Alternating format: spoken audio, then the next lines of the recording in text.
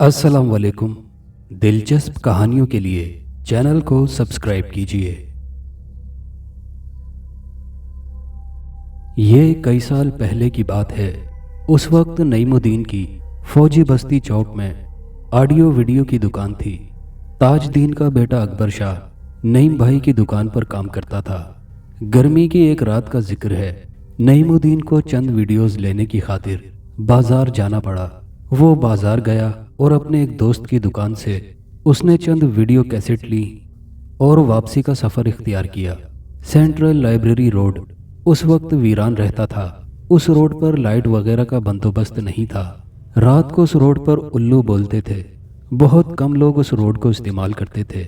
नईम भाई ने यह अफवाह भी सुन रखी थी कि रात को इस रोड पर एक पुरइसरार औरत नजर आती है जो चलते चलते अचानक निगाहों से ओझल हो जाती है। कई लोग तो इस नज़ारे को अपनी नज़र का धोखा समझते थे। दिल का वहम समझकर कई लोगों ने इस बात की परवाह नहीं की। वो माफूकुल फितरत पुरइसरार औरत कौन थी, ये कोई भी नहीं जानता था।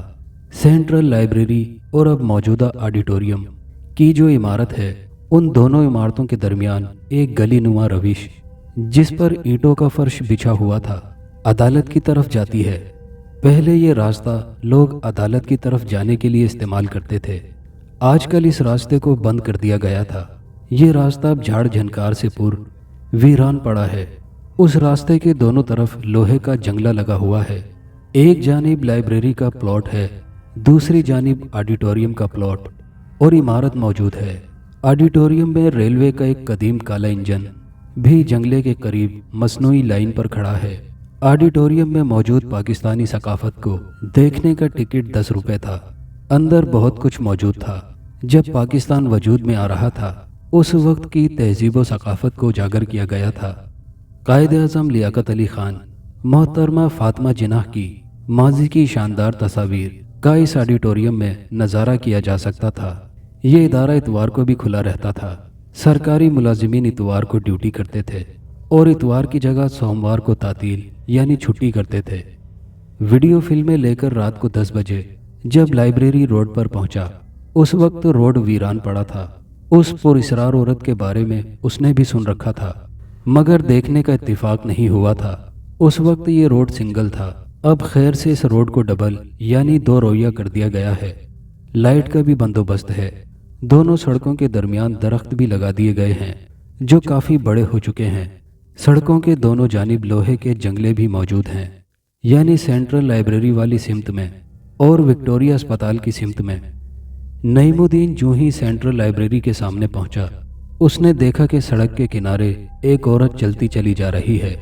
वो औरत चूंकि काफ़ी आगे थी, इसलिए नईमुद्दीन जब उसके करीब तो उसने सरसरी सी निगाह उस पर डाली। मर्द हजरात की ये आदत होती है, दिन हो या रात, औरतों के करीब से गुजरते हुए उन पर एक तायराना सी निगाह जरूर डालते हैं। जब नईमुद्दीन ने उस पर निगाह डाली तो वो उस गली के सामने पहुंच चुकी थी जो सेंट्रल लाइब्रेरी और ऑडिटोरियम के दरमियान से अदालत की तरफ जाने का रास्ता था। औरत का लिबास चमकीला था, सर पर चुनरी थी, घुटनों से ऊपर तक कमीज की लंबाई थी। शलवार की जगह उसने घाघरा पहन रखा था। ये मुकम्मल हिंदुआना लिबास था। औरत अदालत की तरफ जाने वाले गलीनुमा रास्ते के नुक्कड़ पर रुकी हुई थी। यकायक नईमुद्दीन की आंखों में एक रोशनी सी लहराई। उसकी आंखें खीरा हो गईं। ये रोशनी झिलमिल करते अंदाज में उसके चेहरे की तरफ आ रही थी। वो औरत हाथ की 2 उंगलियों को ऊपर नीचे करके उसे अपनी जानिब बुला रही थी। उसकी उंगलियों के नाखून बड़े बड़े थे। उन नाखूनों की सतह चमकीली थी। नाखूनों से कौसे कज़ाह जैसे नीले पीले रंग फूट रहे थे। चमक इतनी तेज थी कि नईमुद्दीन के लिए अपनी आंखें खुली रखना मुश्किल हो रहा था। उसने तेजी से अपना हाथ आंखों के सामने कर लिया और फिर उसके औसान खता हो गए। आंखों के सामने हाथ करके उसने औरत के पैरों की तरफ देखा। पैर पीछे की जानिब मुड़े हुए थे। उसका घाघरा टखनों से जरा ऊपर था। नईमुद्दीन ने फौरन अंदाजा लगा लिया कि यह औरत पिछल पैरी है। अब उसका वहां ठहरना जान जोखिम में डालने के मुतरादिफ था। उसने फौरन आयतुल कुर्सी पढ़ना शुरू कर दी। इसके साथ ही उसने मोटरसाइकिल की रफ्तार बढ़ा दी और पीछे मुड़कर नहीं देखा। फिर उसने अपनी दुकान पर जाकर दम लिया। वो ये भी जान चुका था कि वो पिछल पैरी हिंदू है اس نے اکبر شاہ سے کہا تم دکان بند کر دینا، میں ذرا گھر جا رہا ہوں، طبیعت خراب ہے، سر میں شدید درد ہو رہا ہے۔ یہ کہہ کر نعیم الدین گھر گیا اور پھر اس نے 2 گولیاں اسپرین کی کھائیں اور چائے پی کر لیٹ گیا۔ ساری رات نیند اس کی آنکھوں سے دور رہی۔ وہ کروٹ بدلتا رہا۔ وہ نظارہ اسے پریشان کر گیا تھا۔ دوسری صبح وہ دکان پر دن کے 12 بجے آیا۔ اس نے مجھے اور اکبر شاہ کو رات کا واقعہ سنایا۔ نعیم الدین نے ہمیں تلقین کی کہ رات کو لائبریری روڈ پر نہ جایا کرو۔ اب مجھے سمجھ آئی ہے کہ وہ روڈ رات کو ویران کیوں ہو جاتا ہے، لوگ اس روڈ سے کیوں دور رہتے ہیں۔ اگر تم رات کو بازار جاؤ تو ڈی سی آفس چوک سے ہو کر جایا کرو اور اسی راستے سے واپس آؤ۔ ہاں، لائبریری اور آڈیٹوریم کے درمیان جو گلی ہے اس میں سے تو ہرگز نہ جانا، وہ گلی اس عورت کا مسکن ہے۔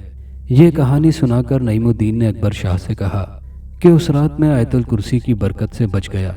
ہر مسلمان عورت، مرد اور بالغ بچوں پر لازم ہے کہ وہ آیت الکرسی زبانی یاد کر لیں۔ اس سے جنات گھبراتے ہیں اور انسانوں کو نقصان نہیں پہنچا سکتے۔ دوستو، یہ مختصر کہانی کیسی لگی؟ نیچے کامنٹ باکس میں اپنی رائے سے ہمیں ضرور آگاہ کیجیے گا، اور نئے آنے والے دوستوں سے گزارش ہے کہ ہمارے چینل کو سبسکرائب کر کے ویڈیو کو لائک شیئر کرنا مت بھولیے۔ شکریہ۔